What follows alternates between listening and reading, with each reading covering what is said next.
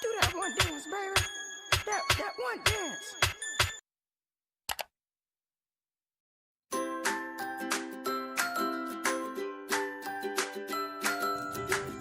Materi yang akan kita bahas pada kali ini, yang pertama itu ada definisi sejarah dan ruang lingkup. Yang kedua, sumber ciri-ciri dan tujuan dari hukum administrasi negara.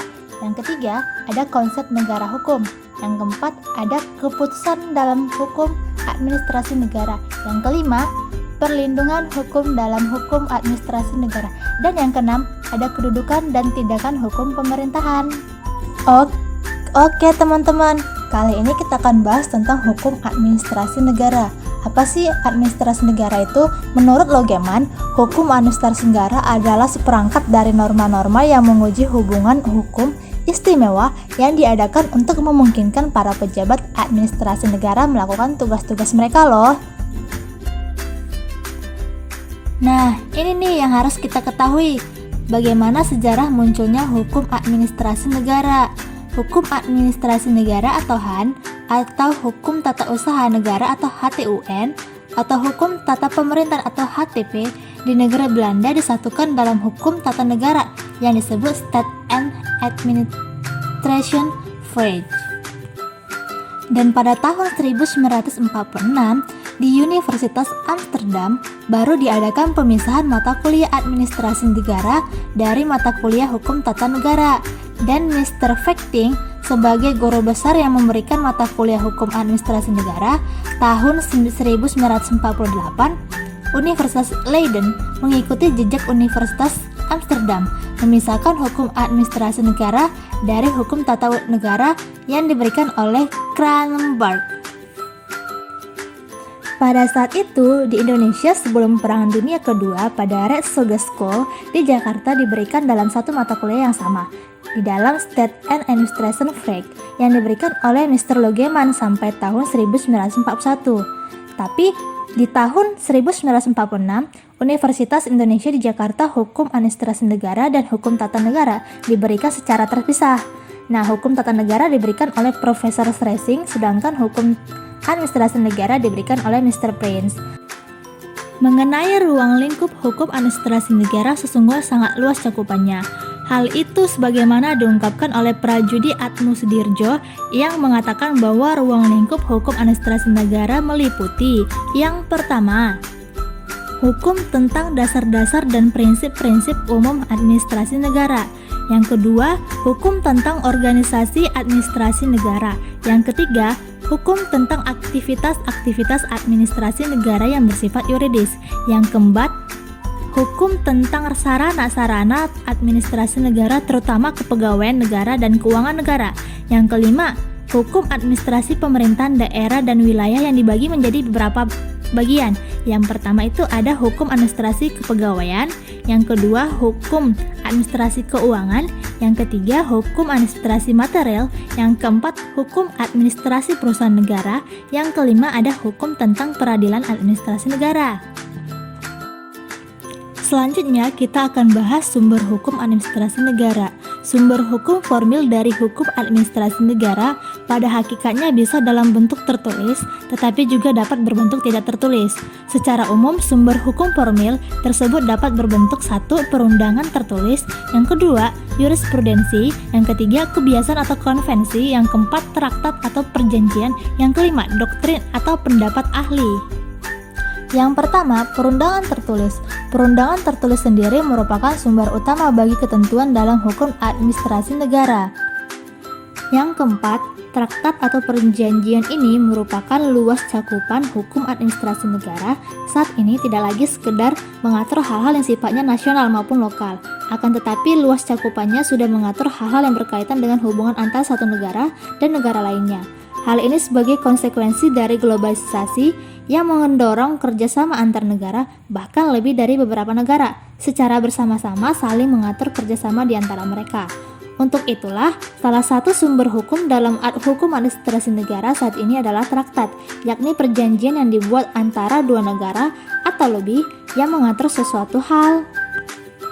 Yang ketiga ada namanya kebiasaan atau konvensi, yang merupakan salah satu pemenuhan terhadap pengaturan dalam kehidupan administrasi negara sehari-hari adalah timbulnya kebiasaan-kebiasaan yang timbul dalam praktik keseharian. Kebiasaan-kebiasaan ini bahkan justru mengisi hal-hal yang selama ini tidak diatur dalam hukum administrasi negara formal. Namun tentu saja kebiasaan tersebut bukan berada pada posisi menggantikan atau melanggar hukum-hukum yang ada.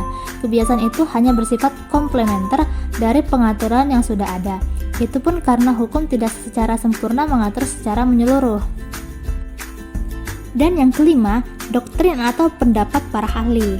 Nah, ini salah satu sumber dari hukum administrasi negara yang sangat berkembang saat ini adalah doktrin, yakni pendapat para ahli hukum terkemuka yang digunakan oleh para hakim sebagai bahan pertimbangan dalam putusan suatu perkara yang sedang ditanganinya.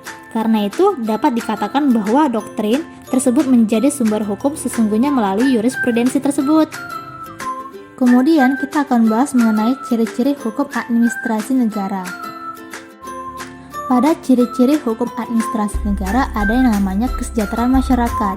Nah, jadi hukum administrasi negara harus berorientasi kepada kesejahteraan masyarakat, bukan kepada kekuasaan atau kewenangan semata. Yang kedua, ada hukum yang mengabdi kepada kepentingan masyarakat. Jadi, hukum administrasi negara harus dibangun berdasarkan paradigma hukum yang mengabdi kepada kepentingan masyarakat dan bukan kepada masyarakat yang harus mengabdi kepada hukum tersebut. Dibangun berdasarkan atas kepercayaan atau based on trust dan bukan dari kecurigaan atau based on suspect. Ada juga utility, pemahaman mengenai hukum sebagai satu kesatuan nilai kemanfaatan dan bukan sekedar norma positif atau legality. Jadi pentingnya utility di dalam hukum administrasi negara. Hukum administrasi negara harus juga berorientasi kepada suatu hasil atau outcome dan bukan hanya kepada pemenuhan prosedur saja. Ada juga hukum administrasi negara harus bersifat tidak hanya responsif tetapi juga harus progresif, yang dimana harus bisa membuka lebih besar pintu dan ruang partisipasi masyarakat. Dan hukum akan mampu mendukung dinamika administrasi negara dan juga diperlukan justru akan menjadi motivator, penggerak, pengembang dan bukan hukum yang menghalangi dan mampu memberikan rasa yang aman baik kepada masyarakat ataupun administratornya. Nah, pertanggungjawaban administrator juga harus sangat jelas dan peradilan juga harus berwibawa. Apa sih tujuan dari administrasi negara? Yang pertama itu dan yang utama adalah mencapai tujuan negara. Nah, tujuan negara tersebut sudah ditetapkan oleh rakyat, yakni untuk mempertahankan keamanan, menyelenggarakan kesejahteraan, mewujudkan kemerdekaan dan ketertiban serta menegakkan keadilan daripada rakyat, atau dengan kata lain untuk mewujudkan kehidupan yang lebih baik untuk negara tersebut. Materi yang kita bahas selanjutnya mengenai konsep negara hukum. Menurut Aristoteles, mengerumuskan negara hukum adalah negara yang berdiri di atas hukum yang menjamin keadilan kepada negara warga negaranya. Inti dari konsep negara hukum adalah negara yang baik adalah negara yang diperintah dengan konstitusi dan berkedaulatan hukum. Nah, ada unsur-unsur dari konsep negara hukum. Yang pertama, adanya perlindungan terhadap hak-hak asasi manusia atau HAM. Yang kedua, adanya pemisahan atau pembagian kekuasaan untuk menjamin hak-hak itu. Nah, di Indonesia sendiri ada pembagian yaitu trias politika. Ada legislatif, eksekutif, dan yudikatif. Yang ketiga, pemerintahan harus dilakukan berdasarkan peraturan perundang-undangan. Yang keempat, harus adanya hadirnya peradilan administrasi negara dalam perselisihan antara rakyat dan pemerintahannya. Selanjutnya, adanya supremasi hukum. Supremasi hukum adalah upaya atau kiat untuk menegakkan dan memposisikan hukum pada tempat yang tertinggi dari segala-galanya. Jadi, menjadikan hukum sebagai komandan atau panglima untuk melindungi dan menjaga stabilitas kehidupan berbangsa dan bernegara. Berdasarkan Undang-Undang Dasar 1945, yaitu pada pasal 1 ayat 3, negara Indonesia adalah negara hukum. Hal ini semakin mempertegas kepada seluruh masyarakat bahwa Indonesia adalah negara hukum, sehingga rakyat wajib untuk mentaati aturan yang berlaku. Prinsip-prinsip negara hukum. Yang pertama ada namanya asas legalitas. Yang kedua, perlindungan HAM. Yang ketiga, pemerintahan terikat pada hukum. Yang keempat, ada monopoli paksaan pemerintah untuk menjamin penegakan hukum. Yang kelima, pengawasan hakim yang merdeka tanpa intervensi pemerintahan. Intervensi sendiri dalam Kamus Bahasa Besar Bahasa Indonesia adalah intervensi sendiri dalam Kamus Besar Bahasa Indonesia berartikan campur tangan dalam perselisihan antara dua pihak. Secara sederhana, asas negara hukum mencita-citakan supremasi hukum, yang berarti setiap orang dan penguasa harus tunduk kepada hukum. Namun cita-cita yang tampak sederhana ini menjadi sangat kompleks ketika hendak diimplementasikan dalam kehidupan nyata.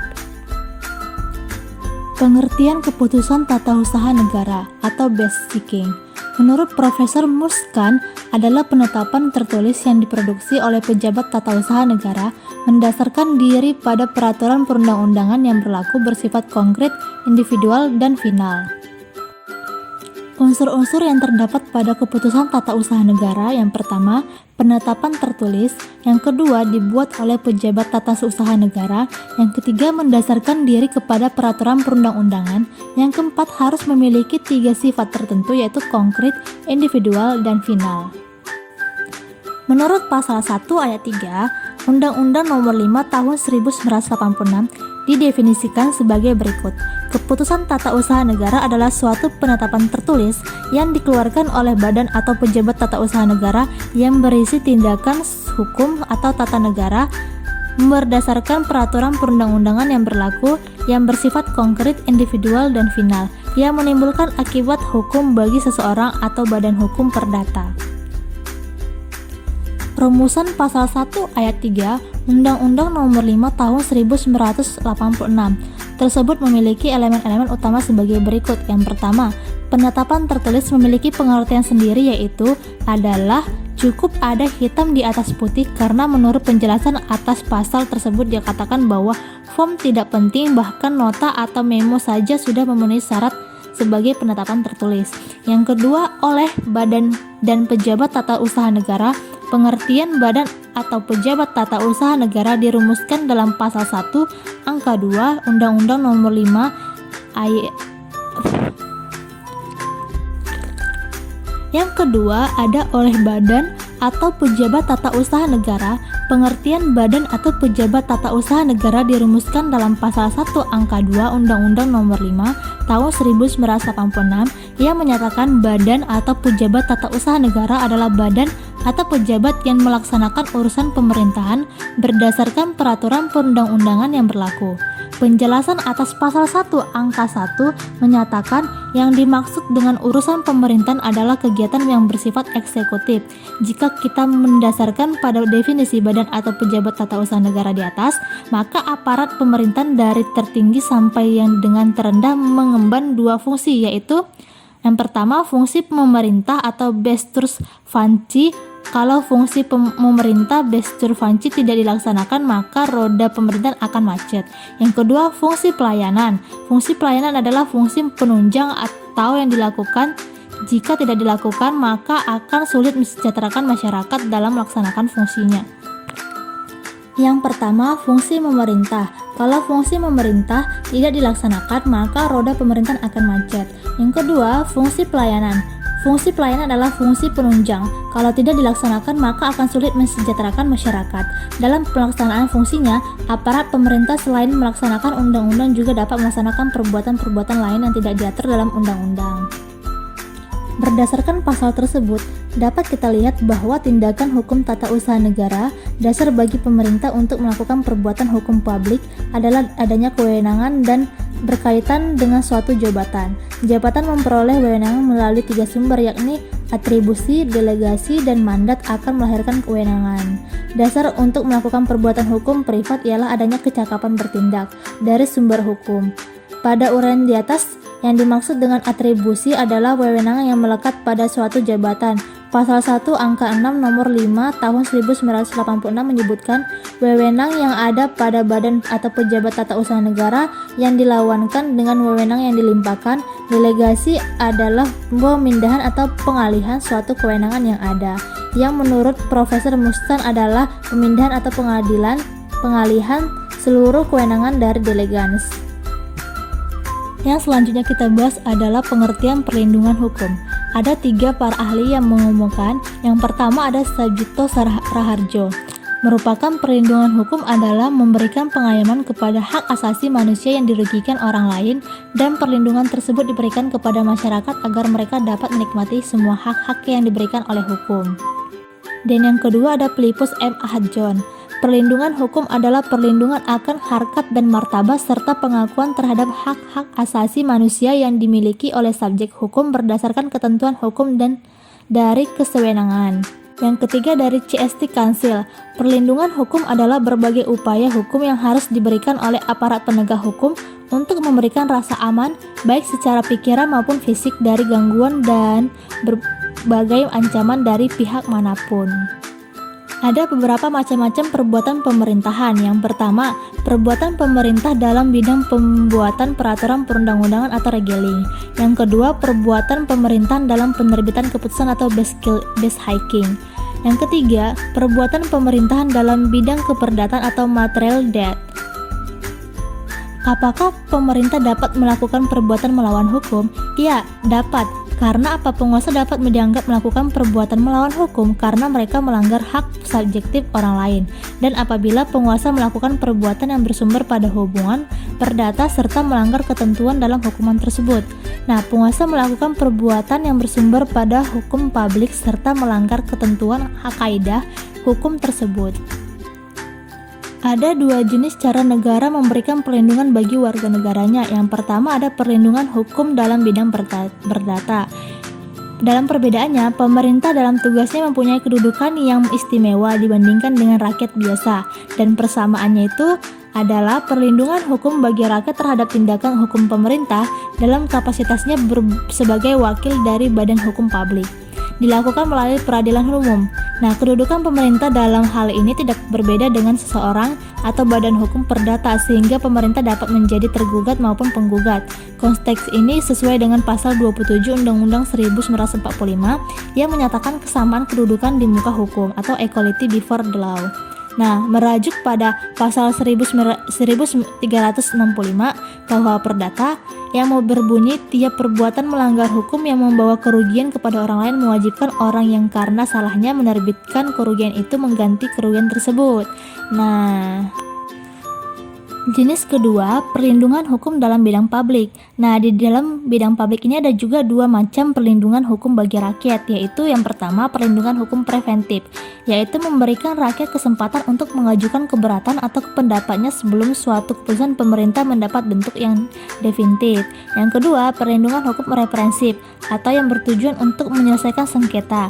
Prinsip perlindungan hukum terhadap tindakan pemerintah ini bertumpu dan bersumber dari konsep tentang pengakuan dan perlindungan terhadap hak-hak asasi manusia dan pengakuan dari negara tersebut. Apa sih kedudukan dan tindakan hukum pemerintah? Dalam perspektif hukum publik, negara adalah organisasi jabatan. Menurut Legeman, negara adalah organisasi yang berkenaan dengan berbagai fungsi. Yang dimaksud dengan fungsi ialah lingkungan kerja terperinci dalam hubungan secara keseluruhan. Nah, fungsi-fungsi ini dinamakan jabatan. Negara adalah organisasi jabatan. Dalam perspektif hukum privat, negara adalah badan hukum publik. Nah, dari yang kita ketahui, intinya adalah jabatan punya hak dan kewajiban, kewenangan untuk melakukan tindakan hukum, namun jabatan tidak dapat bertindak sendiri. Karena apa? Karena perbuatan hukum jabatan diwakili oleh pejabat, sehingga pejabat bertindak untuk dan atas nama jabatan. Berdasarkan ketentuan hukum, pejabat hanya menjalankan tugas dan wewenangannya. Karena pejabat tidak memiliki wewenangan, yang memiliki dan dilekati wewenangan adalah jabatan. Hak dan kewajiban berjalan terus meski pejabat berganti. Jabatan dan pejabat diatur dan tunduk pada hukum yang berbeda. Jabatan diatur oleh HTN dan HAN, pejabat diatur dalam hukum kepegawaian. Dalam HAN, tindakan hukum jabatan pemerintahan dijalankan oleh pejabat pemerintah. Dengan demikian, respositif pemerintah berdasarkan hukum publik adalah sebagai wakil dari jabatan pemerintahan, sedangkan dalam hukum privat sebagai wakil dari badan hukum pemerintahan. Kedudukan pemerintah sebagai subjek hukum mewakili dua institusi, yaitu jabatan pemerintah dan badan hukum pemerintahan. Nah, unsur-unsur tindakan pemerintah ada yang pertama sebagai penguasa maupun alat pelengkap pemerintahan. Yang kedua, rangka menjalankan fungsi pemerintahan. Tiga, sebagai sarana untuk menimbulkan akibat hukum di bidang hukum administrasi. Yang keempat, dalam rangka pemeliharaan kepentingan negara dan rakyat.